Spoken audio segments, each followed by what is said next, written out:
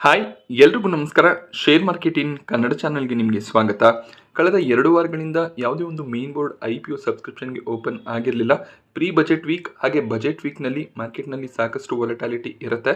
ಆದ್ದರಿಂದ ಸೆಬಿ ಕಡೆಯಿಂದ ಅಪ್ರೂವಲ್ ಸಿಕ್ಕಿದ್ರೂ ಕೂಡ ಕಂಪನಿಗಳು ತಮ್ಮ IPOಸನ್ನು ತಂದಿರಲಿಲ್ಲ. ಈಗ ಬಜೆಟ್ ಸೆಷನ್ ಎಂಡ್ ಆಗಿದೆ. US ಮತ್ತು ಭಾರತದ ನಡುವೆ ಟ್ರೇಡ್ ಡೀಲ್ ಕೂಡ ಸೈನ್ ಆಯಿತು. ಈಗ ಒಳ್ಳೆ ಒಂದು ಸಿನಾರಿಯೋ ಕ್ರಿಯೇಟ್ ಆಗ್ತದೆ. ಆ ರೀಸನ್ನಿಂದ ಕಂಪನಿಗಳು ತಮ್ಮ IPOಸನ್ನು ಈಗ ಲಾಂಚ್ ಮಾಡ್ತಿದ್ದಾರೆ. ಮುಂದಿನ ವಾರ 2 ಮೇನ್ ಬೋರ್ಡ್ IPOಗಳು ಸಬ್ಸ್ಕ್ರಿಪ್ಷನ್ಗೆ ಓಪನ್ ಆಗುತ್ತೆ. ಮೊದಲನೇದಾಗಿ ಫಿನಾನ್ಷಿಯಲ್ ಸೆಕ್ಟರ್ನ ಕಂಪನಿ, ಇವರು ತಮ್ಮ IPOನ ತರ್ತಾ ಇದ್ದಾರೆ. ಎರಡನೇದಾಗಿ ಪ್ರಾಕ್ಟಾಲ್ ಅನಾಲಿಟಿಕ್ಸ್ನ IPO ಸಬ್ಸ್ಕ್ರಿಪ್ಷನ್ಗೆ ಓಪನ್ ಆಗ್ತಿದೆ. ಎರಡು IPOಗಳ ಡೀಟೇಲ್ ಅನಾಲಿಸಿಸನ್ನು ಈ ಒಂದು ವಿಡಿಯೋನಲ್ಲಿ ನಾನು ನಿಮಗೆ ಪ್ರೊವೈಡ್ ಮಾಡ್ತೀನಿ. ಫಿನಾನ್ಷಿಯಲ್ಸ್ ವ್ಯಾಲ್ಯೂಷನ್ ಯಾವ ರೀತಿಯಲ್ಲಿ ಇದೆ, ಈ IPOಗಳಲ್ಲಿ ನಾವು ಅಪ್ಲಿಕೇಶನ್ಸನ್ನು ಹಾಕ್ಬೋದಾ, ಗ್ರೇ ಮಾರ್ಕೆಟ್ ಪ್ರೀಮಿಯಂ ಎಷ್ಟಿದೆ, ಅದರ ಬಗ್ಗೆ ನಿಮಗೆ ಇನ್ಫಾರ್ಮೇಷನ್ ಸಿಗುತ್ತೆ. ಸೊ ಮೊದಲನೇದಾಗಿ ಫಿನಾನ್ಷಿಯಲ್ಸ್ನ ಬಗ್ಗೆ ತಿಳ್ಕೊಳ್ಳೋದಾದರೆ 1993ರಲ್ಲಿ ಪ್ರಾರಂಭವಾದಂಥ ಕಂಪನಿ. ಇದೊಂದು NBFC ಸೆಕ್ಟರ್ನ ಕಂಪನಿ ಆಗಿರುತ್ತೆ. ಅಂದರೆ ಮೇಜರಾಗಿ ಲೋನ್ಸ್ಗಳನ್ನು ಪ್ರೊವೈಡ್ ಮಾಡುವಂಥ ಕಂಪನಿ ಆಗಿರ್ತಾರೆ. ಸೆಕ್ಯೂರ್ಡ್ ಅನ್ಸೆಕ್ಯೂರ್ಡ್ ಎರಡೂ ಲೋನ್ಸ್ಗಳನ್ನು ಪ್ರೊವೈಡ್ ಮಾಡ್ತಾರೆ. ಸೊ ಮೇಜರಾಗಿ ಸ್ಮಾಲ್ ಹಾಗೆ ಮೈಕ್ರೋ ಸ್ಕೇಲ್ ಕಂಪನೀಸ್, MSMEs ಏನಿದೆ, ಈ ರೀತಿಯ ಕಂಪನೀಸ್ಗಳಿಗೆ ಇವರು ಬಿಸ್ನೆಸ್ ಲೋನ್ಗಳನ್ನು ಪ್ರೊವೈಡ್ ಮಾಡ್ತಾರೆ. ಸಣ್ಣ ಮಟ್ಟಿಗೆ ಪ್ರಾಪರ್ಟಿ ಲೋನ್ಸ್ಗಳನ್ನು ಕೂಡ ಈ ಕಂಪನಿ ಪ್ರೊವೈಡ್ ಮಾಡ್ತಾರೆ. ಟೋಟಲ್ 5,86,825 ಕಸ್ಟಮರ್ಸ್ಗಳಿಗೆ ಈ ರೀತಿಯ ಸೆಕ್ಯೂರ್ಡ್ ಅನ್ಸೆಕ್ಯೂರ್ಡ್ ಲೋನ್ಸ್ಗಳನ್ನು ಈ ಒಂದು NBFC ಕಂಪನಿ ಪ್ರೊವೈಡ್ ಮಾಡಿದ್ದಾರೆ. 18 ಸ್ಟೇಟ್ಗಳು, 3 ಯೂನಿಯನ್ ಟೆರಿಟರಿಗಳಲ್ಲಿ ಇವರ ಒಂದು ಪ್ರೆಸೆನ್ಸ್ ಇದೆ. ಹಾಗೆ 5,724 ಎಂಪ್ಲಾಯೀಸ್ಗಳು ಈ ಒಂದು ಫಿನಾನ್ಷಿಯಲ್ ಕಂಪನಿಯಲ್ಲಿ ಕೆಲಸ ಮಾಡ್ತಿದ್ದಾರೆ. ಒಂದು ಸಣ್ಣ ಸೈಜ್ನ NBFC ಕಂಪನಿ ಆಗಿರುತ್ತೆ. ಫಿನಾನ್ಷಿಯಲ್ಸ್ನ IPO 9 ಫೆಬ್ರವರಿ ಸೋಮವಾರ ಸಬ್ಸ್ಕ್ರಿಪ್ಷನ್ಗೆ ಓಪನ್ ಆಗುತ್ತೆ. 11 ಫೆಬ್ರವರಿವರೆಗೂ ಈ ಒಂದು IPOನಲ್ಲಿ ನೀವು ಅಪ್ಲೈ ಮಾಡ್ಬೋದು. ₹2 ಫೇಸ್ ವ್ಯಾಲ್ಯೂ ನೋಡೋದಕ್ಕೆ ಸಿಗುತ್ತೆ. Lower price band ₹122, cut off price ₹129 company set ಮಾಡಿದ್ದಾರೆ. 116 ಶೇರ್ಗಳ ಲಾಟ್ ಆಗಿರುತ್ತೆ. ಮಿನಿಮಮ್ ಒಂದು ಲಾಟ್ಗೆ ಅಂದರೆ 116 ಶೇರ್ಸ್ಗಳಿಗೆ ನೀವು ಅಪ್ಲೈ ಮಾಡ್ಬೋದು. ಮ್ಯಾಕ್ಸಿಮಮ್ ನೀವು ರಿಟೇಲ್ ಕ್ಯಾಟಗರಿಯಲ್ಲಿ 13 ಲಾಟ್ಗೆ ಅಪ್ಲೈ ಮಾಡ್ಬೋದಾಗುತ್ತೆ. 13ಕ್ಕಿಂತ ಹೆಚ್ಚಿನ ಲಾಟ್ಸ್ಗೆ ಅಪ್ಲೈ ಮಾಡ್ತೀರಾ ಅಂದರೆ HNI ಕ್ಯಾಟಗರಿಯಲ್ಲಿ ಅಪ್ಲೈ ಮಾಡಬೇಕು. ಒಂದು ಲಾಟ್ಗೆ ಅಪ್ಲೈ ಮಾಡೋದಕ್ಕೆ ₹14,964 ಬೇಕಾಗುತ್ತೆ. 13 ಲಾಟ್ಸ್ಗೆ ರಿಟೇಲ್ ಕ್ಯಾಟಗರಿಯಲ್ಲಿ ಅಪ್ಲೈ ಮಾಡ್ತೀರಾ ಅಂದರೆ ₹1,94,532 ಬೇಕಾಗುತ್ತೆ. ಈ ಒಂದು IPO ಸೋಮವಾರ ಫೆಬ್ರವರಿ 16ಕ್ಕೆ ಮಾರ್ಕೆಟ್ನಲ್ಲಿ ಲಿಸ್ಟ್ ಆಗುತ್ತೆ. ಕಂಪನಿಯ ಫಿನಾನ್ಷಿಯಲ್ಸನ್ನು ಅಬ್ಸರ್ವ್ ಮಾಡೋದಾದರೆ ಅಸೆಟ್ನಲ್ಲಿ ಒಳ್ಳೆ ಒಂದು ಗ್ರೋತ್ ಇಯರ್ ಆನ್ ಇಯರ್ ನೋಡೋದಕ್ಕೆ ಸಿಗ್ತದೆ. ಅದೇ ರೀತಿಯಲ್ಲಿ ನಾವು ಟೋಟಲ್ ಇನ್ಕಮನ್ನು ಅಬ್ಸರ್ವ್ ಮಾಡಿದಾಗ ಟೋಟಲ್ ಇನ್ಕಮ್ ಕೂಡ ಕನ್ಸಿಸ್ಟೆಂಟಾಗಿ ಇನ್ಕ್ರೀಸ್ ಆಗ್ತದೆ. 2026ರ ಫಿನಾನ್ಷಿಯಲ್ ಇಯರ್ನ 2 ಕ್ವಾರ್ಟರ್ನ ಡೇಟಾ ಬಂದಿದೆ. ಟೋಟಲ್ ಇನ್ಕಮ್ ಕನ್ಸಿಸ್ಟೆಂಟಾಗಿ ಕಾಣಿಸುತ್ತೆ. ಅದೇ ರೀತಿಯಲ್ಲಿ ಪ್ರಾಫಿಟಬಿಲಿಟಿಯನ್ನು ಅಬ್ಸರ್ವ್ ಮಾಡಿದಾಗ 2023ರ ಫಿನಾನ್ಷಿಯಲ್ ಇಯರ್ನಲ್ಲಿ 40 ಕೋಟಿ ಅರೌಂಡಲ್ಲಿ ಪ್ರಾಫಿಟ್ಸ್ ಇತ್ತು. ಅದು 2024ರ ಫಿನಾನ್ಷಿಯಲ್ ಇಯರ್ಗೆ 172 ಕೋಟಿಗೆ ಜಂಪ್ ಆಗಿದೆ. 2025ರ ಫಿನಾನ್ಷಿಯಲ್ ಇಯರ್ನಲ್ಲಿ ಕೂಡ 175 ಕೋಟಿಯಷ್ಟು ಪ್ರಾಫಿಟ್ಸನ್ನು ಡಿಕ್ಲೇರ್ ಮಾಡಿದ್ದಾರೆ. ಈಗ 2 ಕ್ವಾರ್ಟರ್ಗಳಲ್ಲಿ 65 ಕೋಟಿ ಅರೌಂಡಲ್ಲಿ ಪ್ರಾಫಿಟ್ಸ್ ಬಂದಿದೆ. ಇದೇ ರೀತಿಯಲ್ಲಿ ಪ್ರಾಫಿಟಬಿಲಿಟಿ ಜಂಪ್ ಆದರೆ 150 ಕೋಟಿ ಅರೌಂಡಲ್ಲಿ ಪ್ರಾಫಿಟ್ಸ್ ಬರ್ಬೋದು. ಬಟ್ ಕಳೆದ 2 ಫಿನಾನ್ಷಿಯಲ್ ಇಯರ್ಗೆ ಕಂಪೇರ್ ಮಾಡಿದಾಗ ಪ್ರಾಫಿಟ್ ಸ್ವಲ್ಪ ಡ್ರಾಪ್ ಆದ ರೀತಿಯಲ್ಲಿ ಕಾಣಿಸ್ತಿದೆ. ಮೇ ಬಿ ಮುಂದಿನ 2 ಕ್ವಾರ್ಟರ್ಗಳಲ್ಲಿ ಪರ್ಫಾರ್ಮೆನ್ಸ್ ಇಂಪ್ರೂವ್ ಆದರೆ ಒಂದು ಸ್ಟ್ರಾಂಗ್ ಪ್ರಾಫಿಟಬಿಲಿಟಿ 2026ರಲ್ಲಿ ಕೂಡ ಬರುತ್ತೆ. ಹಾಗೆ ಈ ಒಂದು NBFC ಕಂಪನಿಯ ನೆಟ್ವರ್ತ್ ರಿಸರ್ವ್ಸ್ ಕೂಡ ಸ್ಟ್ರಾಂಗ್ ಆಗಿ ಕಾಣಿಸುತ್ತೆ. ಟೋಟಲ್ ಬಾರೋಯಿಂಗ್ಸ್ ಇನ್ಕ್ರೀಸ್ ಆಗ್ತದೆ. ಬಟ್ ಫಿನಾನ್ಷಿಯಲ್ ಕಂಪನಿಗಳಲ್ಲಿ ಬಾರೋಯಿಂಗ್ಸ್ ಇನ್ಕ್ರೀಸ್ ಆದಷ್ಟು ಕೂಡ ಅದು ಪಾಸಿಟಿವ್ ಸೈನೇ ಆಗಿರುತ್ತೆ. ಯಾಕೆಂದರೆ ಇವರ ಮೇಜರ್ ಬಿಸ್ನೆಸ್ಸೇ ಲೋನ್ಸ್ಗಳನ್ನು ಪ್ರೊವೈಡ್ ಮಾಡೋದು. ಬಾರೋಯಿಂಗ್ಸ್ ಇನ್ಕ್ರೀಸ್ ಆದಷ್ಟು ಕೂಡ ಲೋನ್ ಗ್ರೋತ್ ಕೂಡ ಇನ್ಕ್ರೀಸ್ ಆಗುತ್ತೆ. ಹೆಚ್ಚು ಲೋನ್ಗಳನ್ನು ಪ್ರೊವೈಡ್ ಮಾಡಿದಷ್ಟು ಕೂಡ ಕಂಪನಿಯ ಟೋಟಲ್ ಇನ್ಕಮ್, ಪ್ರಾಫಿಟ್ಸ್ ಕೂಡ ಇನ್ಕ್ರೀಸ್ ಆಗ್ತಾ ಹೋಗುತ್ತೆ.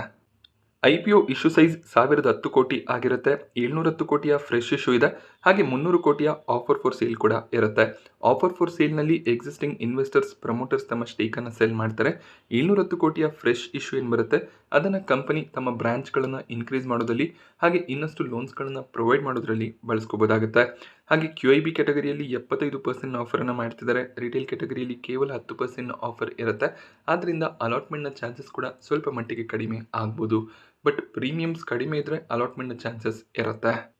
IPO ವ್ಯಾಲ್ಯೂಷನನ್ನು ಅಬ್ಸರ್ವ್ ಮಾಡಿದಾಗ 129ರ ಕಟ್ ಆಫ್ ಪ್ರೈಸ್ ಏನು ಕಂಪನಿ ಸೆಟ್ ಮಾಡಿದರೆ ಈ ಒಂದು ಪ್ರೈಸ್ ಬ್ಯಾಂಡ್ನಲ್ಲಿ ಟೋಟಲ್ ಮಾರ್ಕೆಟ್ ಕ್ಯಾಪ್ 3,182 ಕೋಟಿ ಆಗಿರುತ್ತೆ.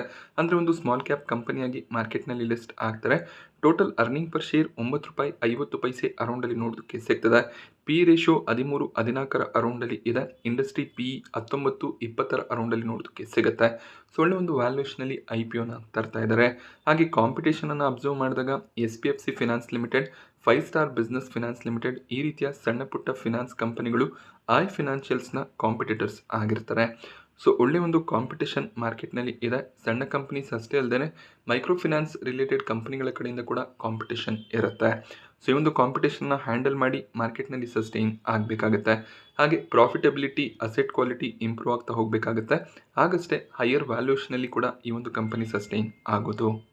ಎರಡನೇ IPO ಪ್ರಾಕ್ಟಲ್ ಅನಾಲಿಟಿಕ್ಸ್ನ IPO ಆಗಿರುತ್ತೆ. ಸೊ ಪ್ರಾಕ್ಟಲ್ ಅನಾಲಿಟಿಕ್ಸ್ 2000 ಇಸ್ವಿಯಲ್ಲಿ ಪ್ರಾರಂಭವಾದಂಥ ಕಂಪನಿ. ಎಂಟರ್ಪ್ರೈಸ್ AI ಹಾಗೆ ಅನಾಲಿಟಿಕ್ಸ್ ಸೊಲ್ಯೂಷನ್ಸ್ಗಳನ್ನು ಪ್ರೊವೈಡ್ ಮಾಡುವಂಥ ಕಂಪನಿ ಆಗಿರ್ತಾರೆ. ಸೊ IT ಸೆಕ್ಟರ್ಗೆ ಬಿಲಾಂಗ್ ಆಗುವಂಥ ಕಂಪನಿ ಅಂತ ಕೂಡ ಹೇಳ್ಬೋದಾಗುತ್ತೆ. ಸೊ 20 ವರ್ಷಕ್ಕೂ ಹೆಚ್ಚಿನ ಎಕ್ಸ್ಪೀರಿಯನ್ಸ್ ಹೊಂದಿರುವಂಥ ಕಂಪನಿ. AI ಸೊಲ್ಯೂಷನ್ಸ್ಗಳನ್ನು ಈ ಒಂದು ಕಂಪನಿ ಬಿಲ್ಡ್ ಮಾಡ್ತಿದ್ದಾರೆ. ಅದರ ಜೊತೆಯಲ್ಲಿ ಅನಾಲಿಟಿಕ್ಸ್ ಸೊಲ್ಯೂಷನ್ಸನ್ನು ಕೂಡ ಸಾಕಷ್ಟು ಇಂಡಸ್ಟ್ರೀಸ್ಗಳಿಗೆ ಪ್ರೊವೈಡ್ ಮಾಡ್ತಿದ್ದಾರೆ. Practal.ai, ಪ್ರಾಕ್ಟಲ್ ಆಲ್ಫಾ ಅನ್ನುವಂಥ 2 ಸೆಗ್ಮೆಂಟ್ಗಳಲ್ಲಿ ಕಂಪನಿ ಕೆಲಸ ಮಾಡ್ತಾರೆ. ಪ್ರಾಕ್ಟಲ್ ಅನಾಲಿಟಿಕ್ಸ್ ಟಾಪ್ ಗ್ಲೋಬಲ್ ಕ್ಲೈಂಟ್ಸ್ಗಳ ಜೊತೆಯಲ್ಲಿ ಒಳ್ಳೆ ಒಂದು ರಿಲೇಷನ್ಶಿಪ್ಪನ್ನು ಮೇಂಟೈನ್ ಮಾಡ್ಕೊಂಡು ಬರ್ತಿದ್ದಾರೆ. Citi bank, Franklin Templeton, Nestle, Philips ಈ ರೀತಿಯ ಕ್ಲೈಂಟ್ಗಳ ಜೊತೆಯಲ್ಲಿ ಕಂಪನಿ ಬಿಸ್ನೆಸ್ಸನ್ನು ಮಾಡ್ತಿದ್ದಾರೆ. So analytic and AI solution provider company ಆಗಿರ್ತಾರೆ. ಈ ಒಂದು IPO ಕೂಡ ಫೆಬ್ರವರಿ 9ಕ್ಕೆ ಸಬ್ಸ್ಕ್ರಿಪ್ಷನ್ಗೆ ಓಪನ್ ಆಗುತ್ತೆ. ಫೆಬ್ರವರಿ 11ರವರೆಗೂ ಈ ಒಂದು IPOನಲ್ಲಿ ನೀವು ಅಪ್ಲೈ ಮಾಡ್ಬೋದು. ಈ IPO ಕೂಡ ಸೋಮವಾರ ಫೆಬ್ರವರಿ 16ಕ್ಕೆ ಮಾರ್ಕೆಟ್ನಲ್ಲಿ ಲಿಸ್ಟ್ ಆಗುತ್ತೆ. 857ರ lower price band, ₹900 cut off price fix ಆಗಿದೆ. ₹900 ಕಟ್ ಆಫ್ ಪ್ರೈಸ್ ಏನಿದೆ ಅದೇ ಪ್ರೈಸ್ನಲ್ಲಿ ರಿಟೇಲ್ ಕ್ಯಾಟಗರಿಯಲ್ಲಿ ಅಪ್ಲೈ ಮಾಡಬೇಕಾಗತ್ತೆ. ಹಾಗೆ ಪ್ರಾಕ್ಟಲ್ ಅನಾಲಿಟಿಕ್ಸ್ನ ಎಂಪ್ಲಾಯೀಸ್ಗಳಿಗೆ IPO ಪ್ರೈಸ್ ಬ್ಯಾಂಡ್ನಲ್ಲಿ ₹85 ಡಿಸ್ಕೌಂಟ್ ಇದೆ. ಅಂದರೆ 815ರ ಪ್ರೈಸ್ನಲ್ಲಿ ನೀವು ಪ್ರತಿ ಶೇರ್ಸ್ಗಳನ್ನು ಪಡ್ಕೋಬೋದಾಗತ್ತೆ. ರಿಟೇಲ್ ಕ್ಯಾಟಗರಿಯಲ್ಲಿ ಅಪ್ಲೈ ಮಾಡ್ತೀರಂದರೆ ಮಿನಿಮಮ್ ನೀವು 1 ಲಾಟ್ಗೆ ಅಪ್ಲೈ ಮಾಡಬೇಕು. ₹14,400 ರಿಕ್ವೈರ್ಮೆಂಟ್ ಇರುತ್ತೆ. ಮ್ಯಾಕ್ಸಿಮಮ್ 13 ಲಾಟ್ಗೆ ಅಪ್ಲೈ ಮಾಡ್ಬೋದು. ಆಗ ನಿಮಗೆ ₹1,87,200 ರಿಕ್ವೈರ್ಮೆಂಟ್ ಬರುತ್ತೆ. ಕಂಪನಿಯ ಫಿನಾನ್ಷಿಯಲ್ಸನ್ನು ಅಬ್ಸರ್ವ್ ಮಾಡಿದಾಗ ಅಸೆಟ್ನಲ್ಲಿ ಒಳ್ಳೆ ಒಂದು ಗ್ರೋತ್ ಇಯರ್ ಆನ್ ಇಯರ್ ನೋಡೋದಕ್ಕೆ ಸಿಕ್ಕಿದೆ. ಅದೇ ರೀತಿಯಲ್ಲಿ ಕಂಪನಿಯ ಟೋಟಲ್ ಇನ್ಕಮ್ ಕೂಡ ಇನ್ಕ್ರೀಸ್ ಆಗ್ತದೆ. 2026ರ ಫಿನಾನ್ಷಿಯಲ್ ಇಯರ್ನ 2 ಕ್ವಾರ್ಟರ್ನ ಡೇಟಾ ನೋಡೋದಕ್ಕೆ ಸಿಗ್ತದೆ. ಟೋಟಲ್ ಇನ್ಕಮ್ ಸ್ಟ್ರಾಂಗ್ ಆಗಿ ಕಾಣಿಸ್ತಿದೆ.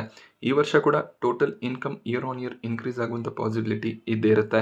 2023ರ ಫೈನಾನ್ಷಿಯಲ್ ಇಯರ್ನಲ್ಲಿ 195 ಕೋಟಿಯ ಪ್ರಾಫಿಟ್ಸ್ ಬಂದಿತ್ತು. ಬಟ್ 2024ರಲ್ಲಿ ಲಾಸ್ ನೋಡೋದಕ್ಕೆ ಸಿಕ್ಕಿದೆ. 2025ರಲ್ಲಿ 220 ಕೋಟಿ ಪ್ರಾಫಿಟ್ಸನ್ನು ಡಿಕ್ಲೇರ್ ಮಾಡಿದ್ದಾರೆ. ಈಗ 2 ಕ್ವಾರ್ಟರ್ಗಳಲ್ಲಿ 70 ಕೋಟಿಯ ಪ್ರಾಫಿಟ್ಸ್ ಕಾಣಿಸ್ತಿದೆ. ಸೊ ಸ್ವಲ್ಪ ಫ್ಲಕ್ಚುಯೇಷನ್ಸ್ ಕಾಣಿಸ್ತಿದೆ, ಬಟ್ ಸ್ಟೇಬಲ್ ಫಿನಾನ್ಷಿಯಲ್ಸ್ ಆಗಿರುತ್ತೆ. ಕಂಪನಿಯ ಟೋಟಲ್ ಬಾರೋಯಿಂಗ್ಸನ್ನು ಅಬ್ಸರ್ವ್ ಮಾಡಿದಾಗ ಬಾರೋಯಿಂಗ್ಸ್ 2023ಕ್ಕೆ ಕಂಪೇರ್ ಮಾಡಿದಾಗ 2024-25ರಲ್ಲಿ ಸ್ವಲ್ಪ ಕಡಿಮೆ ಆಗಿತ್ತು. ಬಟ್ ಈಗ ಮತ್ತೆ ಬಾರೋಯಿಂಗ್ಸ್ ಇನ್ಕ್ರೀಸ್ ಆಗಿದೆ. IPO ಇಶ್ಯೂ ಸೈಜ್ 2,830 ಕೋಟಿ ಅರೌಂಡಲ್ಲಿ ನೋಡೋದಕ್ಕೆ ಸಿಗುತ್ತೆ. ಫ್ರೆಶ್ ಇಶ್ಯೂ 1,000 ಕೋಟಿ ಆಗಿದ್ರೆ ಆಫರ್ ಫಾರ್ ಸೇಲ್ 1,800 ಕೋಟಿ ಅರೌಂಡಲ್ಲಿ ನೋಡೋದಕ್ಕೆ ಸಿಗುತ್ತೆ. ಫ್ರೆಶ್ ಇಶ್ಯೂಗಿಂತ ಆಫರ್ ಫಾರ್ ಸೇಲೇ ಹೆಚ್ಚಾಗಿ ಕಾಣಿಸ್ತದೆ. ಬಟ್ 1,000 ಕೋಟಿಯ ಫ್ರೆಶ್ ಇಶ್ಯೂನಿಂದ ಬರುವಂಥ ಅಮೌಂಟನ್ನು ಕಂಪನಿ ತಮ್ಮ ಒಂದು ಡೆವಲಪ್ಮೆಂಟ್ನಲ್ಲಿ ಬಳಸ್ಕೋಬೋದಾಗುತ್ತೆ. ಹಾಗೆ ಡೆಟ್ಟನ್ನು ಕೂಡ ಸ್ವಲ್ಪ ಮಟ್ಟಿಗೆ ಕಡಿಮೆ ಮಾಡ್ಕೋಬೋದು. ಇಲ್ಲೂ ಕೂಡ ಅಷ್ಟೇ QIB ಕ್ಯಾಟಗರಿಯಲ್ಲಿ 75% ಆಫರ್ ಇದೆ. ರಿಟೇಲ್ ಕ್ಯಾಟಗರಿಗೆ ಕೇವಲ 10% ಆಫರನ್ನು ಮಾಡ್ತಿದ್ದಾರೆ. ಸೊ ಯಾವೆಲ್ಲ ಬಿಸ್ನೆಸ್ಗಳು ರಿಟೇಲ್ ಕ್ಯಾಟಗರಿಯಲ್ಲಿ ಅಷ್ಟಾಗಿ ಸಬ್ಸ್ಕ್ರಿಪ್ಷನ್ಸ್ ಬರೋದಿಲ್ಲ ಅಂತ ಅನ್ಕೋತಾರೆ, ಅವರು QIBಗೆ ಹೆಚ್ಚಿನ ಒಂದು ಆಫರನ್ನು ಮಾಡ್ತಾರೆ. ಹಾಗೆ ರೀಸೆಂಟಾಗಿ ಮೇನ್ ಬೋರ್ಡ್ IPO ಸೆಗ್ಮೆಂಟ್ನಲ್ಲಿ ಸಾಕಷ್ಟು ಸಬ್ಸ್ಕ್ರಿಪ್ಷನ್ಸ್ ಕಡಿಮೆ ಆಗ್ತಾ ಬರ್ತಿದೆ.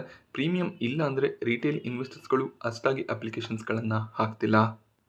ಪ್ರಾಕ್ಟಲ್ ಅನಾಲಿಟಿಕ್ಸ್ನ ವ್ಯಾಲ್ಯೂಷನ್ಸನ್ನು ಅಬ್ಸರ್ವ್ ಮಾಡಿದಾಗ ಅಪ್ಪರ್ ಪ್ರೈಸ್ ಬ್ಯಾಂಡ್ ₹900 ಕಂಪನಿಯನ್ನು ಸೆಟ್ ಮಾಡಿದ್ದಾರೆ. ಈ ಒಂದು ಪ್ರೈಸ್ ಬ್ಯಾಂಡ್ನಲ್ಲಿ ಟೋಟಲ್ ಮಾರ್ಕೆಟ್ ಕ್ಯಾಪ್ 15,468 ಕೋಟಿ ಆಗಿರುತ್ತೆ.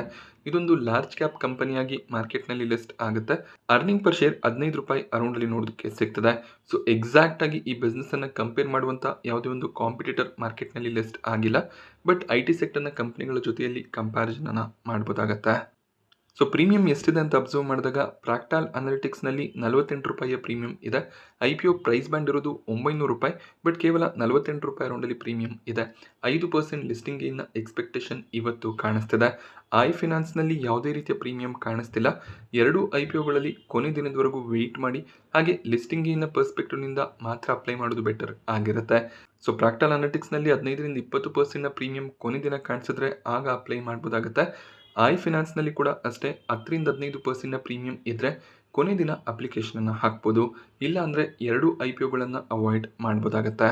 ಸೊ ಸಾಕಷ್ಟು ಜನ IPO ಓಪನ್ ಆಗ್ತದೆ ಅಂತ ಮೊದಲನೇ ದಿನನೇ ಅಪ್ಲಿಕೇಶನ್ಸ್ಗಳನ್ನು ಹಾಕ್ತೀರಾ. ಬಟ್ IPOಗಳನ್ನು ಡೀಟೇಲ್ ಆಗಿ ಸ್ಟಡಿ ಮಾಡಬೇಕಾಗತ್ತೆ. ಪ್ರೀಮಿಯಮ್ಸ್ ಎಷ್ಟಿದೆ, ಯಾವ ಕ್ಯಾಟಗರಿಯಲ್ಲಿ ಎಷ್ಟು ಸಬ್ಸ್ಕ್ರಿಪ್ಷನ್ ಬರ್ತಿದೆ, ಫಿನಾನ್ಷಿಯಲ್ಸ್ ಯಾವ ರೀತಿಯಲ್ಲಿ ಕಾಣಿಸ್ತಿದೆ, ಈ ಒಂದು IPOನಲ್ಲಿ ಅಪ್ಲಿಕೇಶನ್ಸನ್ನು ಹಾಕಿದ್ರೆ ಪ್ರಾಫಿಟ್ಸ್ ಬರುತ್ತಾ, ಅದೆಲ್ಲವನ್ನು ಕೂಡ ನೀವು ಅನಾಲಿಸಿಸ್ ಮಾಡಿ ಆಮೇಲೆ ಡಿಸಿಷನನ್ನು ತೊಗೋಬೇಕಾಗತ್ತೆ. ಅದೇ ರೀಸನ್ನಿಂದ IPOಸ್ಗಳನ್ನು ಯೂಶಲಿ ನಾನು ಕವರ್ ಮಾಡ್ತಿರ್ತೀನಿ. ಸೊ ಈ ಒಂದು IPO ಅನಾಲಿಸಿಸ್ ನಿಮಗೆ ಇಷ್ಟ ಆಗುತ್ತೆ ಅಂತ ಅನ್ಕೋತೀನಿ. ಇಷ್ಟ ಆದರೆ ವಿಡಿಯೋನ ಲೈಕ್ ಮಾಡಿ. ಹಾಗೆ ಇದೇ ರೀತಿಯ IPO ಅನಾಲಿಸಿಸ್ ಹಾಗೆ ಮಾರ್ಕೆಟ್ ಅಪ್ಡೇಟ್ಸ್ಗೋಸ್ಕರ ಚಾನಲ್ನ ಸಬ್ಸ್ಕ್ರೈಬ್ ಮಾಡ್ಕೊಳ್ಳಿ. Thank you friends.